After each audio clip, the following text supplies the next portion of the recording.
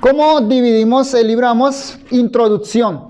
Capítulo 1, versículos 1 y 2, con los que vamos a comenzar en esta mañana.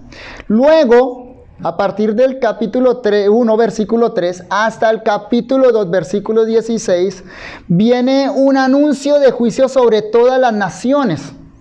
Son una serie de 8 anuncios de juicio, 6 sobre naciones vecinas, 1 sobre Judá y el último sobre la nación de Israel. Esa es la segunda sección del libro de Amos.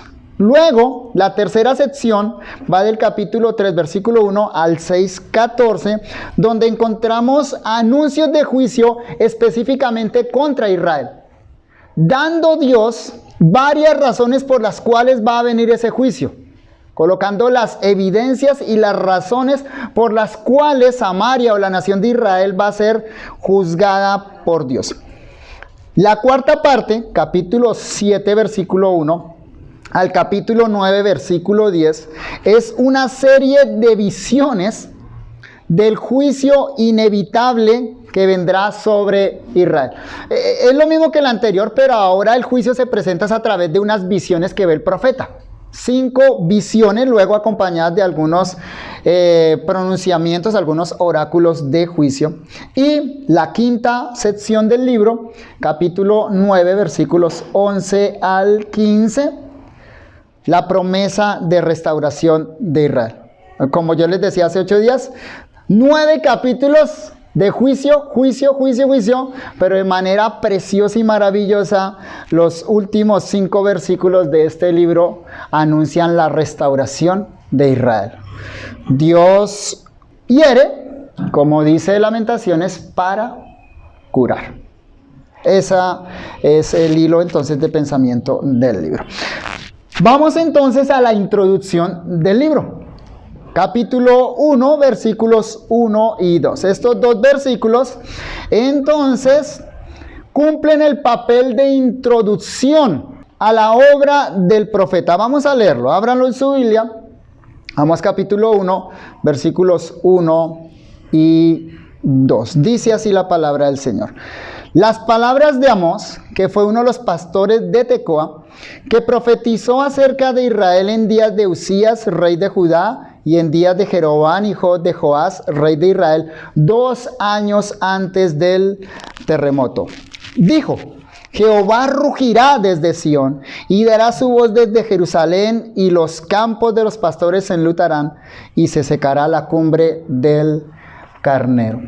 Este libro comienza, como la mayoría de los libros de los profetas, con una introducción donde se nos informa de el autor, el carácter del libro, la época en el que el profeta ministró, y en el caso particular de Amós, no en los otros profetas, uno que otro sí, pero en el caso particular de Amós, también el tema del libro, el tema general de la obra.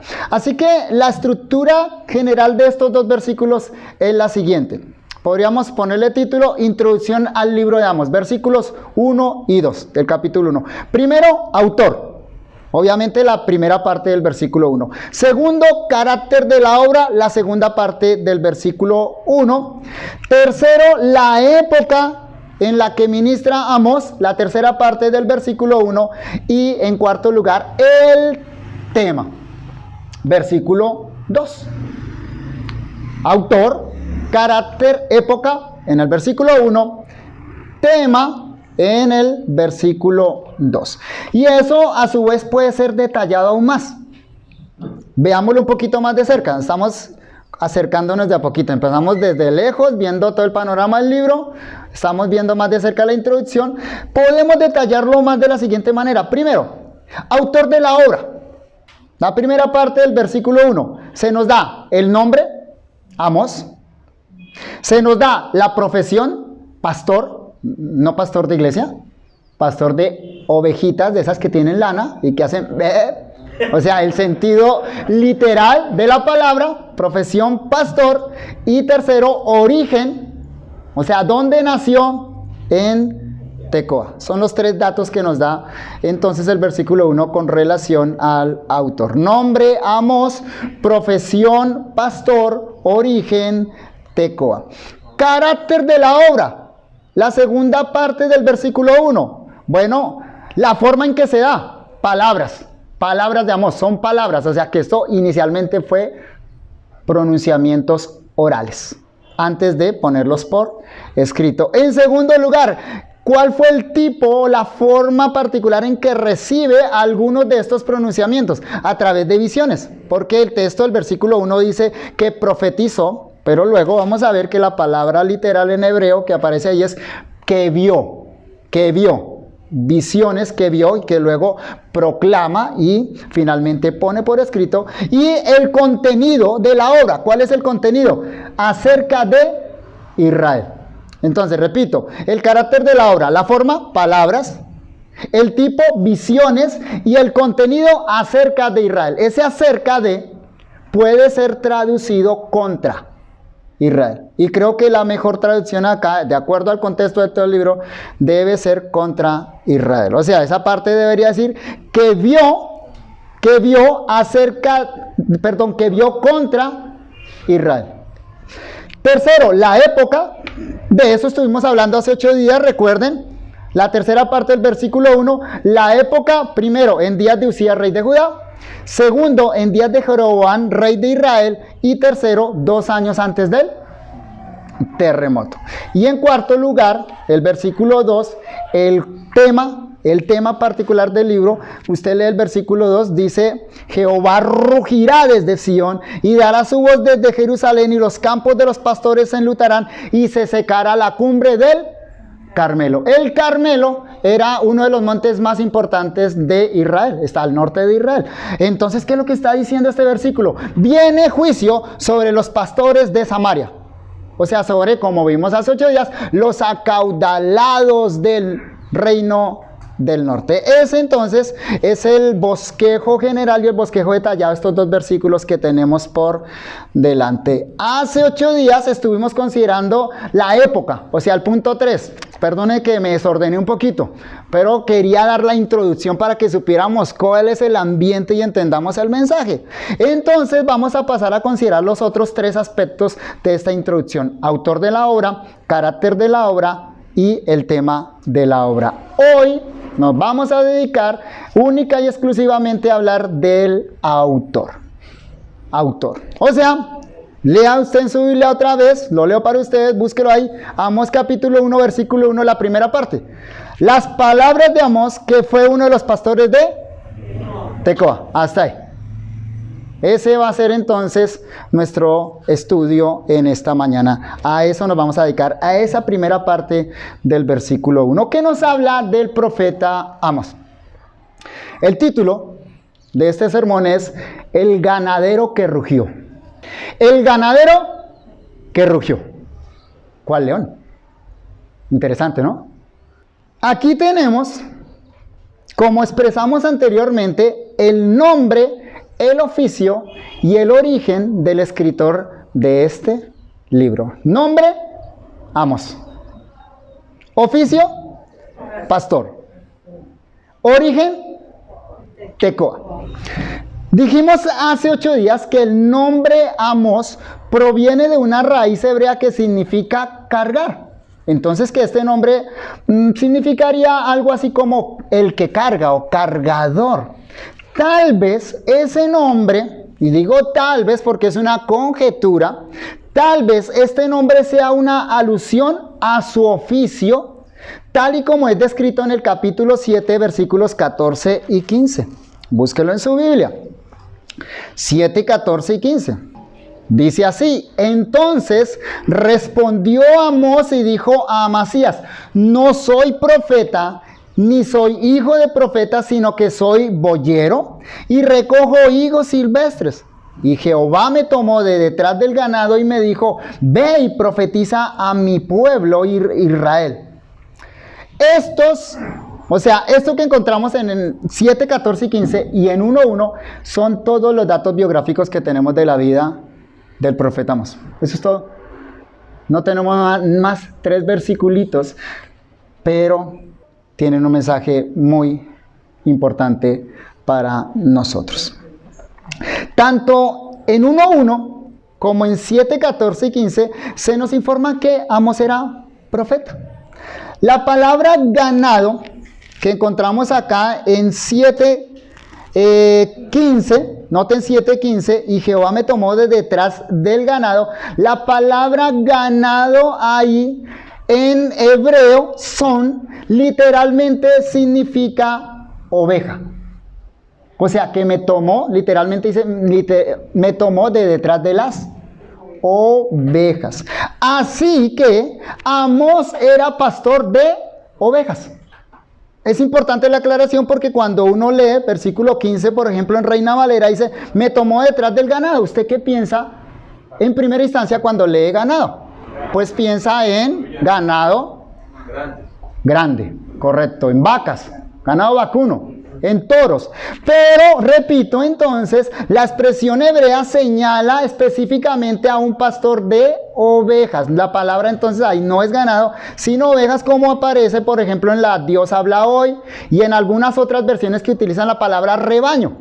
Rebaño, según el diccionario de la Real Academia Española, significa un hato grande de ganado, especialmente ganado lanar. Entonces, mejor que ganado, ahí deberíamos leer rebaño o de las ovejas. Y así lo colocan versiones como la Biblia Jerusalén, la Nueva Traducción Viviente, la Biblia Textual, la Nueva Versión Internacional, entre otras. Ahora, hay dos términos que Amós utiliza para describirse a sí mismo como pastor, pero lamentablemente son términos que no son muy claros. El primero, que usa en el capítulo 1, versículo 1, dice las palabras de Amós, que fue uno de los pastores.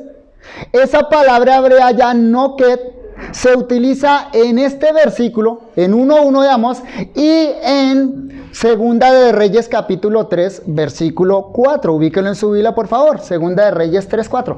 Y no aparece en ningún otro lugar en el Antiguo Testamento hebreo.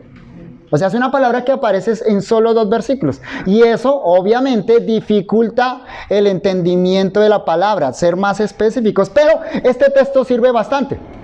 Note Segunda de Reyes 3:4. Segunda de Reyes 3:4.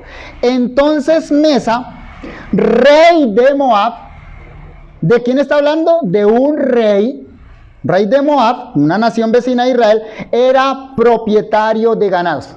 La expresión propietario de ganados traduce la misma palabra que en Amós 1:1 dice pastor. Nos ayuda mucho, ¿no? Note el punto. En Amós simplemente dice pastor, y uno se imagina a alguien humilde, allá cuidando unas ovejitas, un jornalero, ¿cierto? Pero acá en Segunda de Reyes dice que Mesa, rey de Moab, era propietario de ganados, traduciendo la misma palabra. Ahora, que era así, es claro por lo que el resto del versículo dice, y pagaba al rey de Israel 100,000 corderos y 100,000 carneros con sus vellones. ¿Ya se hicieron la imagen? O sea, ¿qué tipo de ganadero, pongámoslo así, era este hombre Mesa? Pero un pobrecito que cuidaba 4 ovejitas. Pues si pagaba tributo, como tributo 100,000 corderos y 100,000 carneros, entonces, ¿cuánto tenía? Esa palabra es la misma que se utiliza en Amós 1:1. Y espero que entonces, si usted ha leído algo acerca de Amós, esté cambiando su entendimiento de Amós. Porque la mayoría de comentaristas piensan o señalan que es un hombre que cuidaba unas ovejitas. Ese texto que acabamos de leer de Segunda de Reyes 3:4 evidentemente señala a un hombre dedicado a la ganadería con grandes ganancias económicas, no simplemente alguien que cuida ganado. Eran tantas sus ganancias económicas que podía pagar un fuerte tributo al rey de Israel. El diccionario de hebreo bíblico aclara el significado de este término así. El término es de origen sumerio y originalmente designaba a una persona dedicada a la comercialización de la lana. O sea, criaban todas esas ovejas, obviamente, para comida, pero además ¿para qué? Comercializar lana, un producto apetecido en aquellas épocas. Entonces, noten cómo entonces ese oficio producía una gran ganancia. Ese es el primer término que Amós se utiliza para describirse a sí mismo, que aparece en 1:1. En hebreo es la palabra noked, pero en 7:14 utiliza otra palabra diferente para describirse a sí mismo. 7:14 dice: entonces respondió Amós y dijo a Amasías: no soy profeta ni hijo de profeta, sino que soy boyero. Boyero. Tuve que buscar el término allá, el boyero, tuve que buscarlo en el diccionario de la Real Academia Española. Boyero significa alguien que cuida ganado menor. Ganado menor no significa poco, sino ganado de menor tamaño, cabras y ovejas. A diferencia de los que entonces cuidan o tienen ganado mayor, las vacas y otros. Ese es el término que aparece ahí. Aparece traducido en nuestra Reina Valera como boyero. Y a veces uno pues es descuidado, lee la Biblia, boyero, y lo que se imaginó en su cabeza, boyero, ¿qué era eso? No sé qué es. Pero cuando uno busca, investiga qué significa en español y busca el término de hebreo, bueno, entonces vamos teniendo una idea más clara. De acuerdo con los léxicos, la palabra boker en hebreo, la que traduce acá boyero, esa palabra significa ganadero o, según el diccionario de idiomas bíblicos, pastor de ovejas, o sea, uno que cuida animales que deambulan y pastan en campos abiertos. O sea, ¿cómo era el cuento de pastorear, de cuidar ovejas? Era que el hombre o el que tenía sus ovejas las tenía que mover de un lugar a otro. Hoy en día todavía se utiliza con las vacas, ¿no? Se ha visto que hacen parcelas allá en los grandes terrenos. Hoy las tienen acá, mañana las corren para allá. Pero el asunto era que allá los recorridos eran largos. Eran recorridos extensos que hacían con su ganado para comer. ¿Ustedes recuerdan, por ejemplo, lo que pasó con Saúl? Saúl se pierde y tienen que buscarlo. Y tienen que recorrer varias ciudades. Y uno dice, ¿cómo así? Si estaba pastoreando allá una vez, ¿cómo se perdió? No, es que ellos tenían que mover su ganado constantemente. O sea, ellos no iban y pastoreaban a la noche, volvían a la casa, no, iban por temporadas, moviendo el ganado por muchas regiones. Estos datos son interesantes y ya voy a explicar por qué. Bueno, más que interesantes, importantes.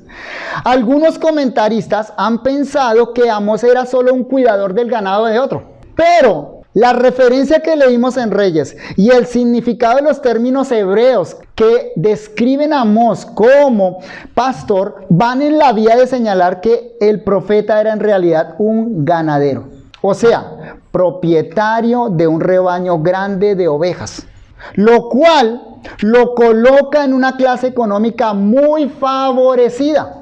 Dato importantísimo. De hecho, la palabra común en el Nuevo Testamento utilizado para pastor no se utiliza acá. Una palabra que aparece muchas veces en el Antiguo Testamento. Por ejemplo, en el Salmo 23:1, Jehová es mi pastor. Esa palabra no es la que utilizamos para autocalificarse. Las dos palabras que Amós utiliza para autocalificarse como pastor son específicas. La primera aparece solo en 2 versículos. Y la segunda, la que acabo de mencionar de 7:14, solo aparece en ese versículo en todo el Antiguo Testamento. Me refiero a la palabra hebrea. O sea que Amós buscó 2 términos hebreos muy específicos para que quedara en claro cuál era su oficio y cuál era su estrato socioeconómico. Este dato es interesante considerando las fuertes denuncias en sus pronunciamientos contra los acaudalados de Samaria. ¿Recuerdan lo que vimos hace 8 días? La mayor parte de denuncias de Amós es contra los acaudalados, la gente rica de Samaria, contra las injusticias que cometían. Ahora, si tenemos en cuenta este dato, entonces Amós, por decirlo de alguna manera, no era un pobre resentido contra las clases sociales más favorecidas. Porque uno se podría llevar esa imagen, ¿no? El pobre resentido que habla contra los ricos. Amós no es eso. Más bien, Amós es un favorecido económicamente que se duele por la dureza de corazón de los de su clase. Y eso lo coloca a él, lo coloca en un patamar, en un lugar muy importante de comunicar el mensaje a aquellos que son de su propia clase social. Digámoslo de esta manera, Amós no vaya a hablar contra los ricos, sino que Amós, siendo rico, va a hablarles a ellos de lo que están haciendo mal. Eso es muy importante para poder entender la manera como Amós predica. Ese oficio, el oficio de Amós, lo preparó para su tarea profética. Primero, proveyéndole un conocimiento amplio de las naciones vecinas, pues la cría de ovejas tenía como propósito, entre otros, la venta de lana. Así que Amós debió viajar mucho. Una, con sus ganados, llevándolos de un lugar a otro, pero en segundo lugar, comercializando la lana. Así que Amós era alguien que viajaba mucho y tenía un conocimiento de todo lo que sucedía alrededor. Nosotros diríamos era un hombre de mundo, en el sentido de que era alguien que viajaba y conocía muchos países. ¿Recuerdan de qué habla capítulo 1 y capítulo 2? La primera sección del libro de Amós. Son oráculos, son pronunciamientos, son profecías contra las naciones vecinas. Cuando vayamos a estudiar eso, y si usted lo lee, va a encontrar que Amós conoce las naciones vecinas, conoce los pecados particulares de esas naciones vecinas y conoce los tratados que había entre esas naciones. ¿De dónde sacó ese conocimiento Amós? ¿De Wikipedia? ¿Se fue a Google? ¿Sabe de dónde saca ese conocimiento Amós de lo que pasa en las naciones extranjeras? De sus viajes. Mire cómo Dios lo prepara, ¿no? Para su labor profética. A veces uno ve cosas que pasan en su vida, que suceden y no le encuentra propósito. Y dice, ¿cómo Dios va a utilizar esto para que yo promueva el reino? Y así lo hace Dios. Preparó a Amós para sus mensajes proféticos a través de su profesión, a través de su oficio. Pero en segundo lugar, su oficio como ganadero también le proveyó un lenguaje muy pertinente para expresar los mensajes recibidos de parte de Dios. Cuando leemos el libro del profeta Amós, nos encontramos con un genio de la literatura. Casi todo el libro está escrito en estructura poética. Y yo les sugiero que lo lean en una Biblia que coloque la poesía en estructura poética. O sea, me explico. Por ejemplo, usted mira Reina Valera y todo el libro de Amós está en líneas seguidas. Como si fuera prosa, como si fuera narración. Pero si usted mira el libro del profeta Amós, por ejemplo, en la Reina Valera 95, va a encontrar que las secciones que son poéticas la colocan como si fueran en los salmos. Líneas paralelas. Eso les va a ayudar mucho para anotar las estructuras poéticas y cómo él comunica el mensaje. Igual vamos a estar predicando eso, ¿sí? Pero a veces uno pasa por alto eso. Piensan que entonces los profetas eran gente ruda, gente iletrada, que Dios sacó allá detrás de las ovejas un pobre cuidador de ovejas iletrado y lo manda a predicar. No, cuando se lee el libro del profeta Amós encontramos una persona con una capacidad literaria increíble. De hecho, grandes comentaristas del Antiguo Testamento hebreo utilizan el libro de Amós como modelo de retórica o como modelo de comunicación en hebreo. Esa es la calidad literaria del libro de Amós. Pero además, el libro de Amós está lleno de descripciones gráficas. Él habla muy parecido a Jesús. Vamos a verlo en las visiones del capítulo 7 y 8. Él utiliza lo que está a su alrededor y habla el lenguaje de la gente y utiliza ilustraciones que la gente entiende. Habla de una plomada para hablar de cómo Dios mide y pesa a Israel, por ejemplo. Y Amós usualmente utiliza su conocimiento de la agricultura y la ganadería para ilustrar los males que aquejaban a su pueblo. Observe esto, capítulo 1, versículo 2. Cómo Amós utiliza todo el conocimiento que le brindó su profesión para comunicar el mensaje de Dios. Él era ganadero, o sea, tiene conocimiento de ganadería, pero también de agricultura. Y mire, por ejemplo, cómo expresa el mensaje en el 1.2. Jehová rugirá desde Sión. ¿En qué está pensando cuando utiliza la palabra rugirá? El león. ¿Ustedes recuerdan a David cómo protegía las ovejas? Con un palo, peleando contra el león. Hay que meternos en ese ambiente, ¿no? Los leones estaban ahí acechando contra las ovejas. Jehová rugirá desde Sión y dará su voz desde Jerusalén. Y los campos de los pastores se enlutarán. ¿Notan que habla de los campos de los pastores?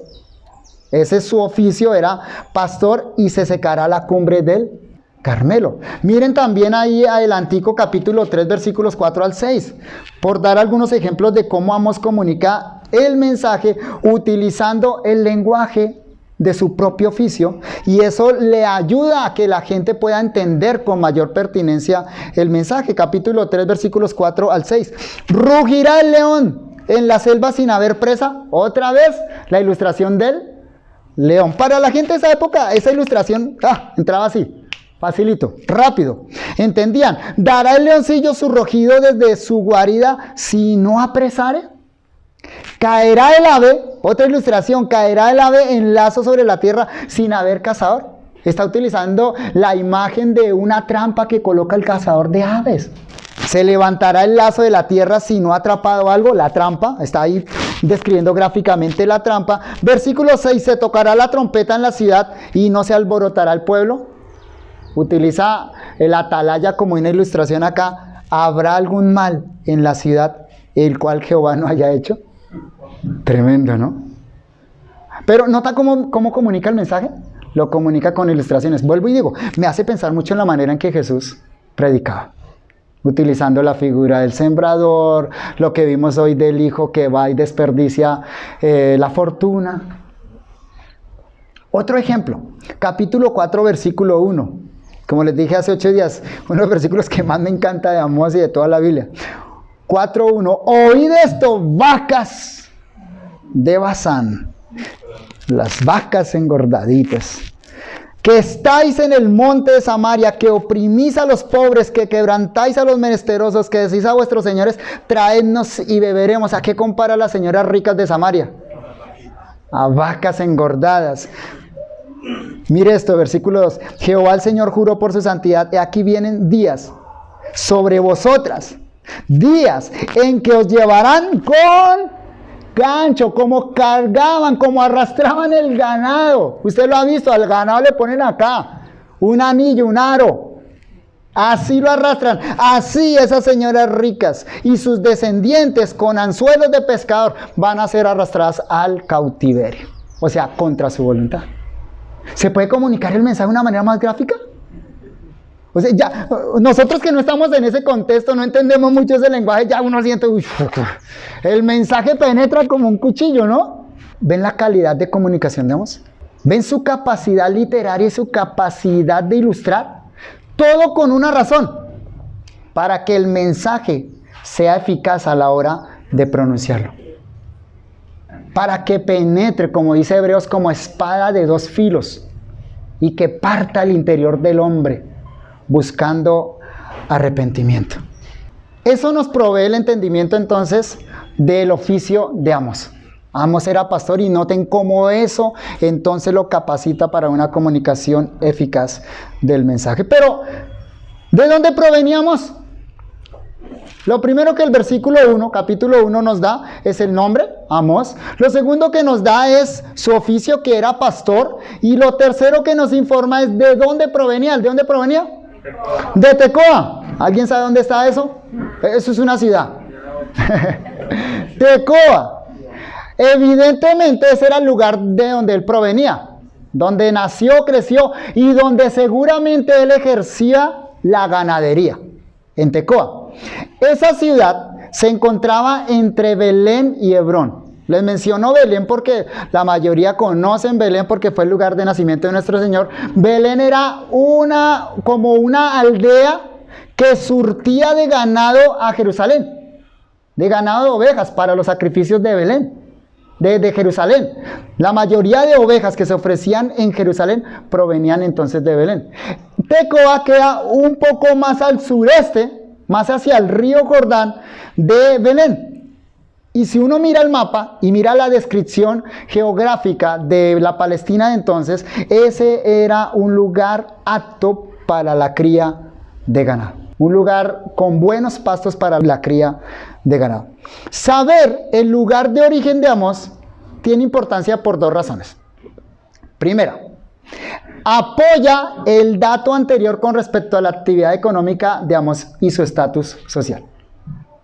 O sea, sí es cierto que él era un ganadero, sí es cierto que él tenía grandes ganancias por ese oficio de cría de ovejas y de venta de lana, porque ese lugar, Tecoa, es un lugar, o era en esa época un lugar reconocido de cría de ese tipo de ganado. O sea que esto apoya lo que dijimos anteriormente. Pero en segundo lugar, ubica a Amós como ciudadano del reino del sur.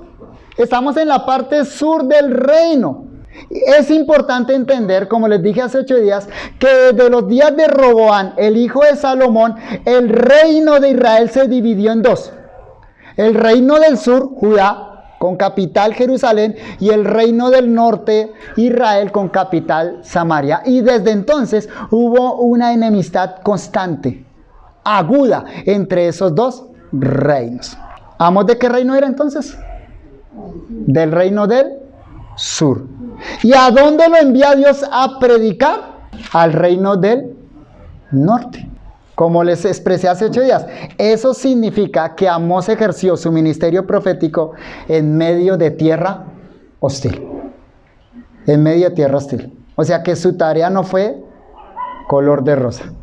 Él no fue llamado a hacer un ministerio fácil. Él fue llamado a predicar no a los de su nación, sino a los contrarios, a los enemigos de su nación. Ese reino del norte con el cual tenían constante hostilidad. Ahora, esto levanta una pregunta. Si Amós era originario de Judá, del reino del sur, y era ganadero, su oficio era ganadero, ¿cómo resultó siendo profeta que predicó en el reino del norte, en Israel? Repito, piénselo. Si Amós era del sur de Judá y era ganadero, ¿cómo entonces resulta siendo profeta predicando en Israel? ¿No le parece a usted que Dios hace cosas extrañas? Un ganadero de Judá predicando en Israel. Dios hace cosas extrañas. Ese tipo de cosas que vemos en la vida de Amós es lo que Dios normalmente hace. Como dice el apóstol Pablo, Dios enloquece la sabiduría del mundo. O como proclama el profeta Isaías unos pocos años después de Amós. Dice Dios, porque mis pensamientos no son vuestros pensamientos, ni vuestros caminos mis caminos. Isaías capítulo 55, versículo 8. Uno se imagina las cosas de una manera y cómo las hace Dios. Al revés, diríamos nosotros. No, los que pensamos al revés somos nosotros. Dios las hace bien. El punto es que nuestros pensamientos son totalmente contrarios a los pensamientos de Dios. El profeta Amós es un testimonio viviente de eso, precisamente de esa verdad. Otra vez, mire Amós capítulo 7, versículo 14 y 15.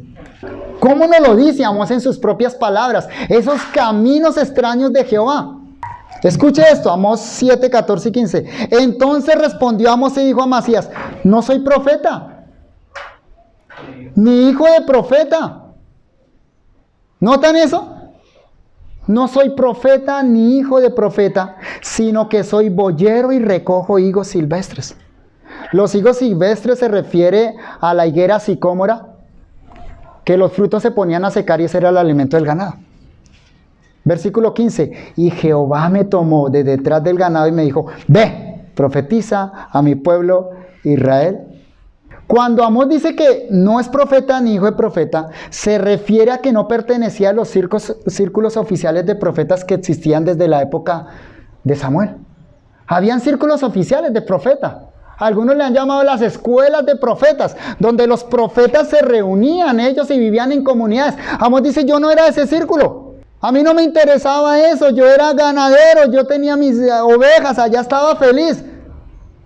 Sus labores cotidianas tenía que ver era con las ovejas y con la lana.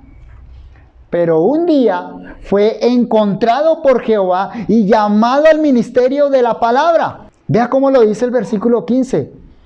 Jehová, dice Amós, Jehová me tomó de detrás del ganado y me dijo, ve, profetiza a mi pueblo Israel. ¿Qué hace Jehová? Lo toma y le dice, ¿qué hacemos? Va y profetiza. Así de sencillo, pero complejo. Eso es muy similar al caso de Moisés, de Elías, de Isaías, de Jeremías, de Pablo y de muchos otros. Jesús lo expresó de esta manera. Les dijo, venid en pos de mí y os haré pescadores de hombres. ¿Notan? Jehová le dice a Amós, ve, profetiza. ¿Qué le dice Jesús a los que está llamando? Les dice, venid en pos de mí y os haré pescadores de hombres. La respuesta a los pescadores de Galilea fue la misma que la del pastor de Tecoa. Mateo 4:20 dice, ellos entonces, dejando al instante las redes, le siguieron. Pero dejemos que sea el mismo pastor de Tecoa que nos cuente su experiencia cuando Dios lo llamó al ministerio profético. Él nos la cuenta en Amós capítulo 3, versículos 3 al 8. Dice así, ¿Andarán dos juntos si no estuvieran de acuerdo? Respuesta: no. Versículo 4. ¿Rugirá el león en la selva sin haber presa? No. ¿Dará el leoncillo su rugido desde su guarida si no apresare? No. ¿Caerá el ave en lazo sobre la tierra sin haber cazador? No. ¿Se levantará el lazo de la tierra si no ha atrapado algo? Tampoco. ¿Se tocará la trompeta en la ciudad y no se alborotará el pueblo? No. ¿Habrá algún mal en la ciudad del cual Jehová no haya hecho? No. Todo eso es mensaje de juicio contra Israel. Pero no lo podemos sacar del contexto del versículo 7 y 8. Porque no hará nada Jehová el Señor sin que revele su secreto a sus siervos, los profetas. Si el león ruge, ¿quién no temerá? Si habla Jehová el Señor, ¿quién no profetizará? ¿Quién es el león que ruge? Jehová. ¿Y quién es entonces el que teme y va y habla? Amós. Tremendo, ¿no? Esas últimas palabras deben hacer eco en nuestros oídos. Si Jehová el Señor habla, entonces ¿quién no profetiza? Amós no podía huir del llamado. Porque ese llamado de Jehová era un llamado irresistible, un llamado irrevocable, al cual no podía ni debía renunciar. Finalmente, como Jehová, el mismo profeta rugió con una convicción inigualable, aunque sabía que ese mensaje le iba a traer grandes problemas. Capítulo 1, versículo 2. Jehová rugió en el 3. Ahora note el 2. Dijo, ¿quién dijo? No, Amós. Versículo 2, el que habla es Amós. Dijo, ¿qué dijo Amós? Jehová rugirá desde Sión. Mi pregunta es esta: ¿cómo ruge Jehová? ¿O qué instrumento utiliza Jehová para rugir, para que los pueblos tiemblen? El profeta. El profeta. O sea, Jehová no rugió directamente, Jehová no habló directamente, sino que buscó a un hombre para que proclamara su palabra. Dios proclama su palabra a través de hombres.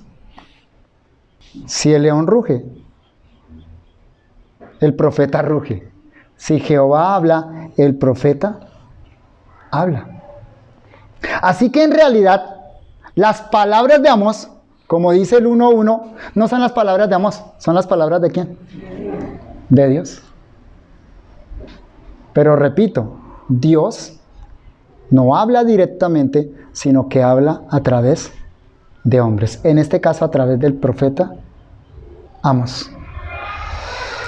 Siglos después, los apóstoles expresarían la misma convicción de ser atraídos por una fuerza más grande que ellos mismos. Mírelo en su Biblia, en Hechos capítulo 4, versículo 20. Mire esa convicción misma. Ese llamado a proclamar la palabra es tan fuerte, es tan irresistible, que esto es lo que sucede. Bueno, leamos desde el versículo 18. Hechos 4, 18. Y llamándolos, les intimaron, o sea, los amenazaron, que en ninguna manera hablasen ni enseñasen en el nombre de Jesús, como Amós. Amasías le dice, vete, profeta. Versículo 19. Mas Pedro y Juan respondieron diciéndoles, juzgad si es justo delante de Dios obedecer a vosotros antes que a Dios. Porque, versículo 20, no podemos dejar de decir lo que hemos visto y oído. ¿Ven lo que le sucede al profeta Amós? Lo que le sucede a los apóstoles. Si Jehová habla, si Jehová comisiona, si Jehová llama, si Jehová envía, ¿el hombre qué hace?